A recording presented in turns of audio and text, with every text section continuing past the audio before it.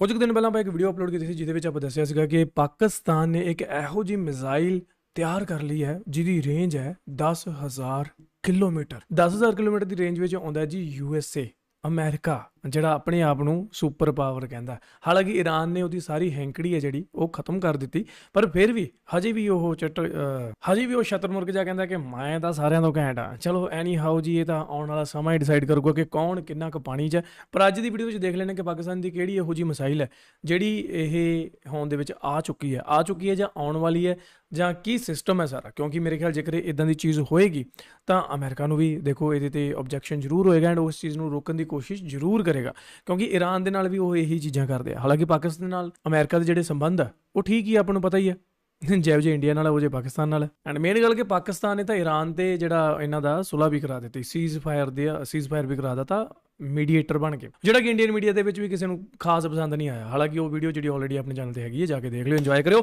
ਅੱਜ ਦੀ ਵੀਡੀਓ ਦੇ ਵਿੱਚ ਦੇਖਾਂਗੇ ਇੱਕ ਬਹੁਤ ਹੀ ਇਨਫੋਰमेशन ਨਾਲ भरी हुई वीडियो, एंड तक पक्का देखियो।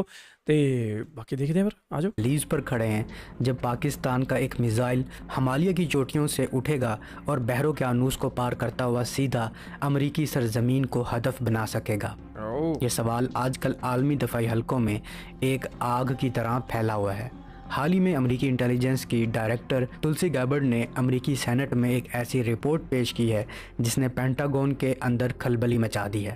इस रिपोर्ट में दावा किया गया है कि पाकिस्तान की मिसाइल टेक्नोलॉजी इतनी तेज़ी से तरक्की कर रही है कि मुस्तकबिल करीब में ये इंटर कॉन्टिनेंटल बैलिस्टिक मिसाइल यानी ICBM की शक्ल इख्तियार कर सकती है, जिसकी जद में खुद अमरीका होगा।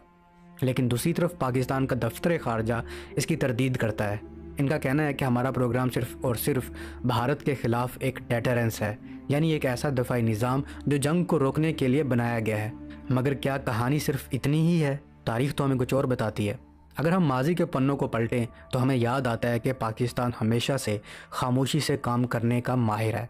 70 और 80 की दहाई याद करें जब पूरी दुनिया ख़ास तौर पर CIA और मगरबी इंटेलिजेंस एजेंसियां इस बात पर तुली हुई थी कि पाकिस्तान को एटम बॉम्ब ना बनाने दिया जाए। काहोटा की लेबॉर्ट्रियों से लेकर यूरेनियम की अफजूदगी तक पाकिस्तान ने वो सब कुछ कर दिखाया जिसका दुनिया सोच भी नहीं सकती थी। डॉक्टर अब्दुल कदीर खान और इनकी टीम ने जिस तरह खुफिया नेटवर्क्स और मकामी महारत का इस्तेमाल किया, वो आज भी जासूसी की दुनिया का एक क्लासिक बाब है। बिल्कुल इसी तरह जब पाकिस्तान ने मिसाइल प्रोग्राम शुरू किया तो उस वक्त भी यही कहा जाता था कि पाकिस्तान के पास तो टेक्नोलॉजी है ही नहीं। फिर दुनिया ने देखा कि गौरी, शाहीन और गजनवी जैसे मिसाइलों ने जनूबी एशिया का तस्वीराती नक्शा ही बदल कर रख दिया। तो क्या आज जब अमेरिका ये शोर मचा रहा है कि पाकिस्तान बड़ी रॉकेट मोटर्स के तजर्बात कर रहा है, तो क्या इसके पीछे कोई बड़ी हकीकत छुपी है? दरअसल अमेरिका की सबसे बड़ी परेशानी अबाबील मिसाइल सिस्टम है। बज़ाहिर इसकी रेंज 2200 किलोमीटर बताई जाती है, जो इसे सिर्फ भारत तक महदूद रखती है। लेकिन टेक्नोलॉजी के माहिरीन जानते हैं कि अबाबील कोई आम मिसाइल नहीं है।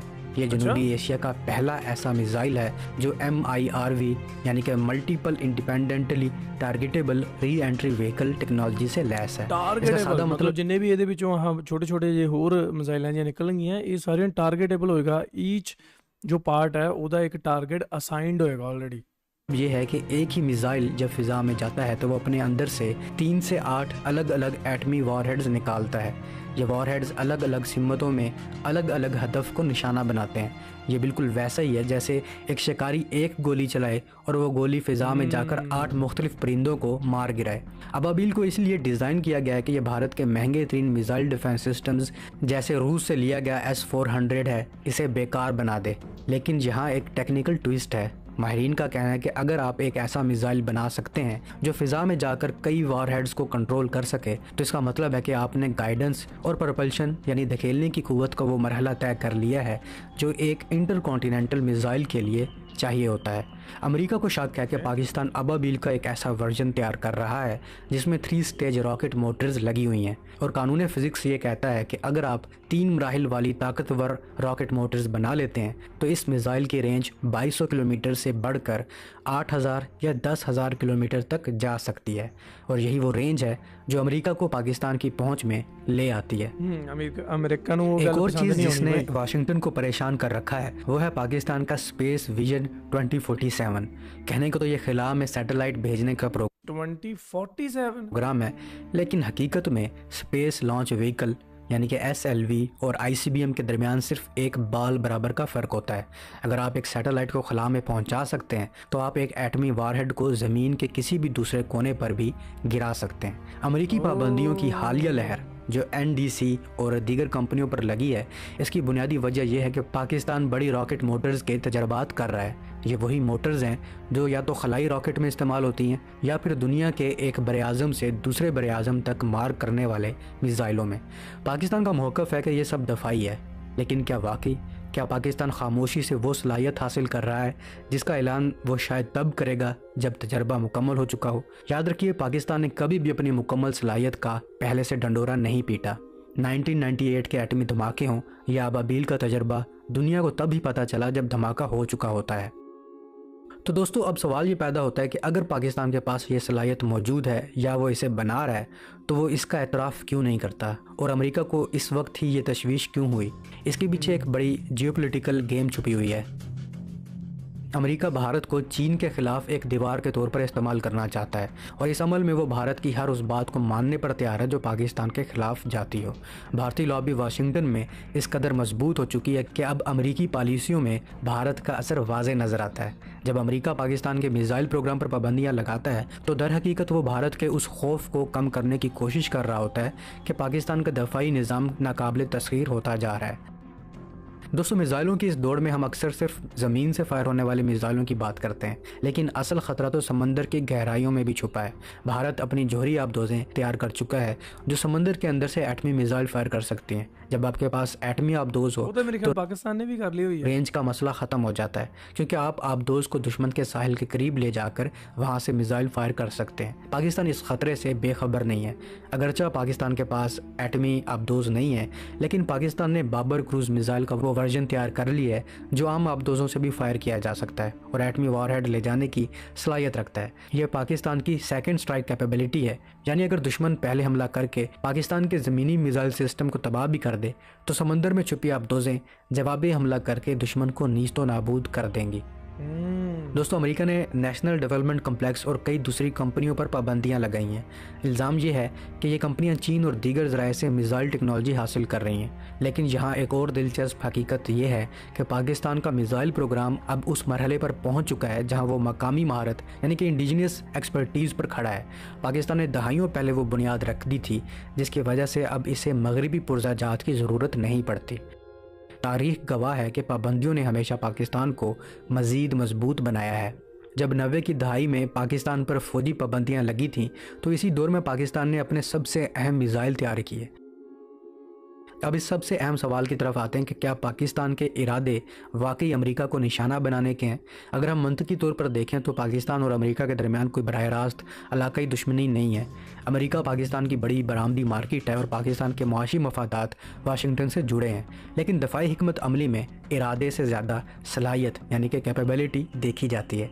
पाकिस्तान की स्ट्रैटेजी ये है कि इसके पास ऐसी सलाहियत होनी चाहिए कि कोई भी मुल्क, चाहे वो कितना ही ताकतवर क्यों ना हो और कितना ही दूर क्यों ना हो, पाकिस्तान पर हमला करने से पहले मेन कांसेप्ट ਇਹਨਾਂ ਦਾ ਇਹ ਕਿ ਅਸੀਂ ਆਪਣਾ डिफेंस ਤੋਂ स्ट्रॉन्ग रखिए कि कोई भी देश ਜਿਹੜਾ हमला ना कर पावे। यही मैं ਤੁਹਾਨੂੰ हर वीडियो 'ਚ ਦੱਸਿਆ। और सोचे, अगर पाकिस्तान एक ऐसा मिसाइल सिस्टम बना लेता है जो दूर दराज के अहदाफ को निशाना बना सकें तो ये दरहकीकत एक ग्लोबल डेटरेंस होगी। ये किसी मुल्क पर हमला करने के लिए नहीं, बल्कि अपनी खुद मुख्तारी की कीमत बढ़ाने के लिए होता है, अपनी अहमियत बढ़ाने के लिए होता है।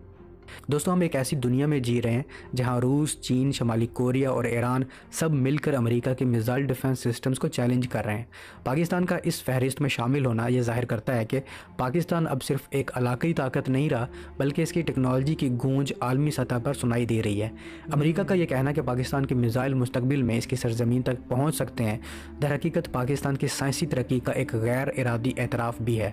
पाकिस्तान खामोशी से अपनी मंजिल की तरफ बढ़ रहा है, चाहे वो अबाबील के नए वर्जन्स हों, स्पेस लॉन्च व्हीकल्स हों या फिर समंदर की गहराइयों में छुपी ताकत हो। पाकिस्तान ने यह साबित कर दिया है कि वो अपनी दफ़ाई ज़रूरतों के लिए किसी का मोहताज नहीं है। माजी में हमने एटम बम बनाकर दुनिया को हैरान किया था और हो सकता है कि मुस्तकबिल करीब में पाकिस्तान की मिसाइल टेक्नोलॉजी की कोई ऐसी नई हकीकत सामने आए जिसका अभी सिर्फ अमरीकी इंटेलिजेंस रिपोर्टों में ही तज़किरा है। पाकिस्तान का पैगाम वाज़ेह है, हम अमन चाहते हैं लेकिन अपनी खुद मुख्तारी और दफ़ा पर कोई समझौता नहीं। ओके जी मित्रों, ऐसी की एक वीडियो जिवें कि ਆਪਾਂ ਦੇਖਿਆ ਕਿ ਜਿਹੜੀ ਇਹ ਮਿਜ਼ਾਈਲ ਹੈ ਹਜੇ ਰੈਡੀ ਨਹੀਂ ਹੈ, ਪਰ ਇਹਦੀਆਂ ਬਈ ਤਿਆਰੀਆਂ ਜਿਹੜੀਆਂ ਜ਼ੋਰਾਂ ਸ਼ੋਰਾਂ ਤੇ ਤੇ ਅਮਰੀਕਾ ਇਸ ਚੀਜ਼ ਨੂੰ ਦਬਾਉਣ ਦੀ ਵੀ ਕੋਸ਼ਿਸ਼ ਜ਼ਰੂਰ ਕਰੇਗਾ। ਠੀਕ ਹੈ, ਜਿਵੇਂ ਕਿ ਆਪਾਂ ਨੂੰ ਪਤਾ ਕਿ ਪਾਕਿਸਤਾਨ ਆਪਣਾ ਡਿਫੈਂਸ ਜਿਹੜਾ ਮਜ਼ਬੂਤ ਕਰਨਾ ਚਾਹੁੰਦਾ, ਕਿਉਂਕਿ ਦੁਨੀਆ ਦੇ ਵਿੱਚ ਉਹਨੇ ਇੱਕ ਛਾਪ ਛੱਡਣੀ ਹੈ। ਤਾਂ ਮੇਰੇ ਖਿਆਲ ਇਸ ਚੀਜ਼ ਦੇ ਵਿੱਚ ਜਿਹੜਾ ਪਾਕਿਸਤਾਨ ਜੀਓਪੋਲੀਟੀਕਲ ਲੈਵਲ ਤੇ ਆਪਣੇ ਆਪ ਨੂੰ ਕਾਫੀ ਸਟਰੋਂਗ ਸਾਬਿਤ ਕਰ ਚੁੱਕਿਆ। ਇੱਕ ਪਾਸੇ ਉਹਦੀ ਆਲਰੇਡੀ ਪਾਕਿਸਤਾਨ ਦੀ ਅਫਗਾਨਿਸਤਾਨ ਦੇ ਨਾਲ ਜਿਹੜੀ ਜੰਗ ਚੱਲਣ ਰਹੀ ਹੈ, ਉਸ ਜੰਗ ਨੂੰ ਛੱਡ ਕੇ ਇਹ ਈਰਾਨ ਤੇ ਅਮਰੀਕਾ ਦਾ ਜਿਹੜਾ ਇੱਕ ਮੀਡੀਏਟਰ ਬਣਿਆ ਫਿਰਦਾ। ਠੀਕ ਹੈ, ਦੂਜੇ ਨੰਬਰ ਤੇ ਜਿਹੜਾ ਇਹਨਾਂ ਦਾ ਜੋ ਡਿਫੈਂਸ ਹੈ ਉਹ ਅੱਗੇ ਨਾਲੋਂ ਕਾਫੀ ਚੀਜ਼ਾਂ ਇਹਨਾਂ ਦੀਆਂ ਸਟਰੋਂਗ ਹੋਈਆਂ, ਬਜਟ ਵੀ ਵਧਾਇਆ, ਹੋਰ ਵੀ ਬਹੁਤ ਸਾਰੀਆਂ ਚੀਜ਼ਾਂ ਦੇਖਣ ਨੂੰ ਮਿਲੀਆਂ। ਤੀਜੇ ਨੰਬਰ ਤੇ ਕਿ ਹੋਰ ਦੇਖੋ ਹਾਲਾਤ ਜਿਹੜੀ ਹੈ ਕਿ ਕਾਫੀ ਅੱਗੇ ਮਾੜੇ ਹੋਏ ਹੈ ਅੱਗੇ ਨਾਲੋਂ, ਕਿਸ ਚੀਜ਼ ਨੂੰ ਲੈ ਕੇ? ਮਹਿੰਗਾਈ ਨੂੰ ਲੈ ਕੇ। ਠੀਕ ਹੈ, ਕਿਉਂਕਿ ਉਧਰ ਦੇਖੋ ਤੇਲ ਕਿੰਨਾ ਮਹਿੰਗਾ ਹੋ ਗਿਆ, ਪੈਟਰੋਲ ਕਿੰਨਾ ਮਹਿੰਗਾ ਹੋ ਗਿਆ, ਹੋਰ ਆਮ ਜਿਹੜੀਆਂ ਜ਼ਿੰਦਗੀ ਦੇ ਵਿੱਚ ਚੀਜ਼ਾਂ ਹੁੰਦੀਆਂ ਉਹ ਕਿੰਨੀਆਂ ਮਹਿੰਗੀਆਂ ਹੋ ਗਈਆਂ। ਪਰ ਫਿਰ ਵੀ ਉਹਨਾਂ ਨੇ ਧਿਆਨ ਦਿੱਤਾ ਕਿ ਅਸੀਂ ਪਹਿਲਾਂ ਅੰਦਰ ਅਸੀਂ ਚਲੋ ਰੁੱਖੀ ਸੁੱਖੀ ਖਾ ਲਾਂਗੇ, ਪਰ ਅਸੀਂ ਬਾਹਰ ਸਟਰੋਂਗ ਹੋ ਜਾਈਏ। ਇਹਦਾ ਮੇਰੇ ਖਿਆਲ ਤੁਹਾਡੇ ਇੱਕ ਜਿਹੜਾ ਬਿਲਾਵਲ ਭੁੱਟੋ ਸੀ ਸ਼ਾਇਦ, ਜਿਨ੍ਹਾਂ ਦਾ ਇਹ ਸੀਗਾ ਕਿ ਅਸੀਂ ਘਾਹ ਫੂਸ ਵੀ ਖਾ ਲਾਂਗੇ ਪਰ ਅਸੀਂ ਐਟਮੀ ਬੰਬ ਜਿਹੜਾ ਜ਼ਰੂਰ ਤਿਆਰ ਕਰਾਂਗੇ। ਤਾਂ ਉਹ ਚੀਜ਼ ਉਹਨਾਂ ਨੇ ਕਰਕੇ ਦਿਖਾਈ। ਤਾਂ ਹੁਣ ਅੱਗੇ ਵੀ ਸ਼ਾਇਦ ਉਹਨਾਂ ਦੀ ਜਿਹੜੀ ਪਾਲਿਸੀ ਹੈ ਉਹ ਇਹੀ ਹੈ ਕਿ ਅਸੀਂ ਇੰਨੇ ਕੁ ਸਟਰੋਂਗ ਹੋ ਜਾਈਏ ਕਿ ਅਸੀਂ ਬਾਹਰਲੇ ਹਮਲਿਆਂ ਨੂੰ ਜਿਹੜਾ ਉਹ ਟੈਕਲ ਕਰ ਸਕੀਏ, ਹੈ ਨਾ। ਵੀ ਅੰਦਰ ਤਾਂ ਚਲੋ ਅਸੀਂ ਅੱਜ ਨਹੀਂ ਤਾਂ ਕੱਲ੍ਹ ਸੈਟਲਮੈਂਟ ਕਰ ਹੀ ਲਵਾਂਗੇ, ਹੈ ਨਾ। ਤਾਂ ਇਹ ਸਾਰੀਆਂ ਚੀਜ਼ਾਂ, ਬਾਕੀ ਇੰਡੀਅਨ ਮੀਡੀਆ ਨੂੰ ਇਹ ਚੀਜ਼ ਬਿਲਕੁਲ ਪਸੰਦ ਨਹੀਂ ਆਈ। ਤਾਂ ਉਹਦੇ ਨਾਲ ਰਿਲੇਟਡ ਵੀ ਆਪਾਂ ਬਹੁਤ ਸਾਰੀਆਂ ਵੀਡੀਓ ਬਣਾ ਚੁੱਕੇ ਹਾਂ। ਸੀਜ਼ ਫਾਇਰ ਦੇ ਨਾਲ ਰਿਲੇਟਡ ਮੀਮਸ ਤੁਸੀਂ ਜਾ ਕੇ ਦੇਖ ਸਕਦੇ ਹੋ। ਐਂਡ ਜਿਹੜੇ ਲੋਕ ਕਹਿੰਦੇ ਰਹਿੰਦੇ ਕਿ ਤੁਹਾਡੀ ਵਾਈਫ ਦਿਲਪ੍ਰੀਤ ਕੌਰ ਕਿੱਥੇ ਹੈ ਬਾਈ, ਤਾਂ ਮੇਰੇ ਖਿਆਲ ਆਪਣੇ ਐਕਸਟਰਾ ਚੈਨਲ ਤੇ ਇਸ ਚੈਨਲ ਤੇ ਵੀ ਅਸੀਂ 2 ਵੀਡੀਓਜ਼ ਜੋ ਦਿਲਪ੍ਰੀਤ ਦੇ ਨਾਲ ਵੀ ਅਪਲੋਡ ਕੀਤੀਆਂ, ਸੋ ਤੁਸੀਂ ਜਾ ਕੇ ਉਹ ਵੀ ਜ਼ਰੂਰ ਦੇਖ ਲਿਓ।